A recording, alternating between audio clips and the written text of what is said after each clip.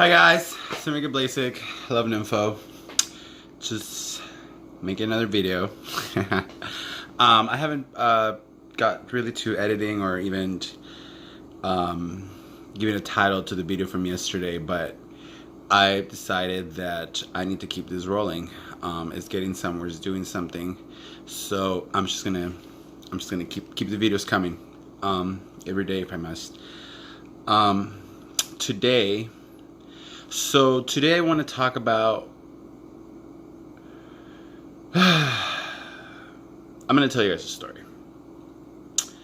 I'm going to tell you guys a story of someone who always had a sickening desire to write and to document and to just share with the world, you know. Ever since he was a little kid, he will have his secret diaries and poetry that was way too eccentric for an adult. For a kid, I mean. In that case, for an adult. And I'm trying to let that passion rescue me. I'm trying to let that passion for words rescue me, so that's why I'm here again, even though I have not much to say right now. So I've talked to you guys about how I used to use when I was younger. So my addiction started again last summer. It started from sexual things up until now, where it's like fuck. But the first time it started when I was about 14 years old. It was wild. So many years passed before I realized that I've been on it for so long. And right here in front of this mirror, right here, I remember I was looking at myself, and my aunt comes in. And my aunt always, like, in my family, any member of my family can walk up to you, and from like 10 steps away, by the moment they walk up to you, they already know your life, and they will hand it to you. They would drag you across the street and back with your life. But my aunt always had this very untactful, vanesseful, untactful, vanesseful way of delivering the truth, and very compassionate too. She's always been. My family is. I think I'm the only healer with the power of chaos and destruction. So she comes in here, and she looks at me and she goes, "Are you dying of AIDS, or are you just a complete drug addict mess?" And back then, my vanity was everything to me. And I remember at that point, my mom had already tried everything with me. She had already put me through all kinds of programs, all kinds of, like little rehab things, like meetings and whatnot. And I remember not allowing any of that to help me. I myself was not allowing any of that to help me.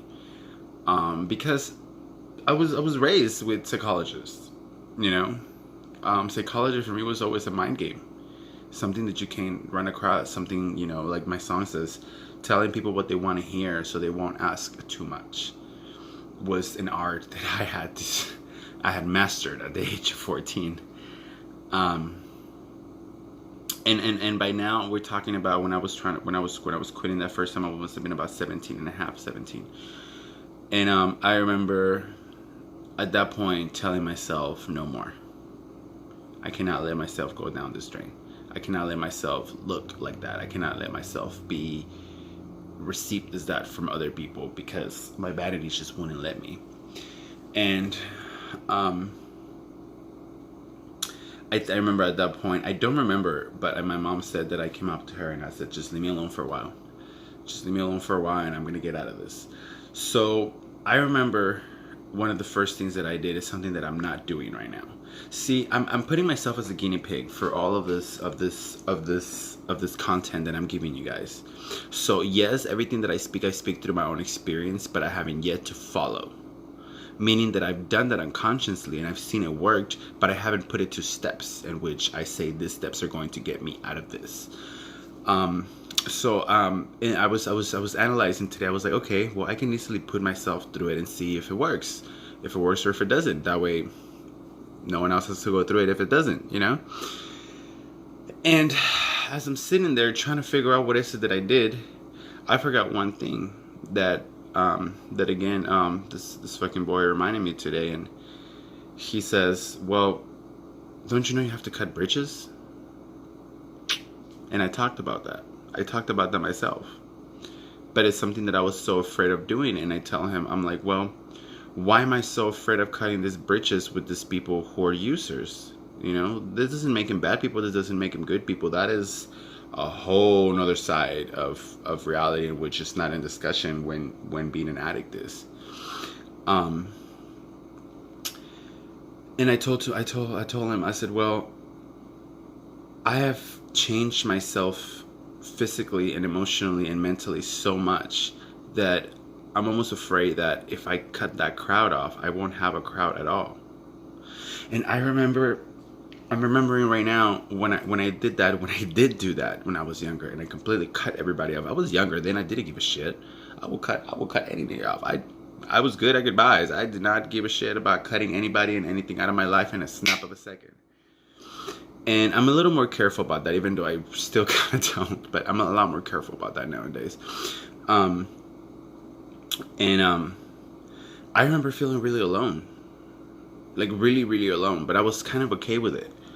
I remember feeling completely lost and alone for a while. I was just a soul wandering around. And maybe it's the fear of going through that again. You know? Maybe it's the fear of feeling that fucking alone. But also back then, I didn't have the nuclear circle that I have now. Meaning that those people that I cut off then were meaningless, but they're not today. Those people stuck through me out to 10 years, 12 years, 15 years of friendship. I need to remind myself that I'm not going to be alone if I cut that is detrimental to my sobriety. I need to literally like finish this video and then watch it to myself and hear myself saying it, that I'm not going to be alone. I did lost my job, but that was a given. Like I said, life's gotta get hers. Life's gotta get hers, and that's just how it works. Some's gotta give. You know, you can't just go around getting away with shit. You know, if you don't work with the politics. I was given a great opportunity by that corporation, and I wouldn't say I wasted it because I learned a lot from it. No bad situation is not a lesson learned, and if it is, then it was wasted time, and therefore it wasn't. I learned that I can work in team, and I learned that I can follow an order. I just need to put myself on schedule. I'm sad about that, but at the same time, I'm released that I know I can appreciate the value of work. Something that I've always known how to work, but I've never appreciated the value of it, because as an escort, I've always had everything handed to me. From an aspect in which maybe one day I'll talk about it in one of my videos, but not today. And I just remember feeling so alone back then, and now I'm realizing that it won't be like that this time. So I think it's about time to do that. To focus on my music, to let my higher power save me from myself. To let my higher power save me from myself. Because that's what I put it there for. That's why I build a structure of friends. That's why I build a structure as an artist. That's why I make these YouTubes. That's why I talk about who I am. So when the time comes, people sees the value in what needs to be rescued.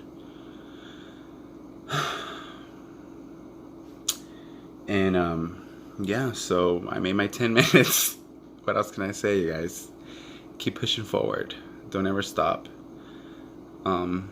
Believe in yourself. Believe. Pray. And never let go. I'm gonna sing you guys a song that I originally had written for my ex-boyfriend. But it reminds me a little bit of myself right now, and what other people could see me as. I've always been very scared of reflecting myself in that song because it had such a sad ending. But I want to say that the ending for that song, this was a character created of my ex-boyfriend, in which he was created and deceased in the same song. But that's only because an outlet of letting go. that I made for myself. So hopefully I can build a character for myself in this story in which it could be deceased and I could rise from those ashes again. The song is called Mahogany Devil. I'm not gonna read it to you guys, I'm just gonna sing it. And don't forget, we are the captains of our destiny. We're the masters of our soul. I might say it wrong, but it still makes sense. Here comes the song. He wore them black tie jeans, them big black boots. He smelled like dirty leather and abuse. He had the tracks to prove it, I was so amused. Fun on his veins and the devil was loose. He had a long, long tan like the mahogany desert. He had red, red lips tattooed on his neck. He was the wild beast, no one could do better.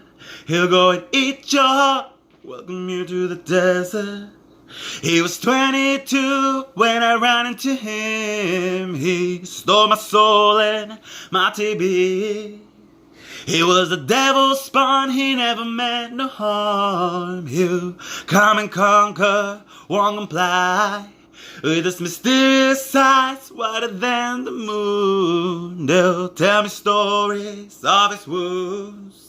He had a long, long tan like the mahogany desert. He had red, red lips tattooed on his neck. He was the wild beast, no one could do better. He'll go and eat your heart, welcome you to the desert. He was the shooting star, faster than his light. Watching him bleed was the saddest thing. He ran into the sun, he couldn't handle the heat. Watching him bleed was the saddest thing. We're stars. We're gonna shine even if we don't feel like it, because that's what we are.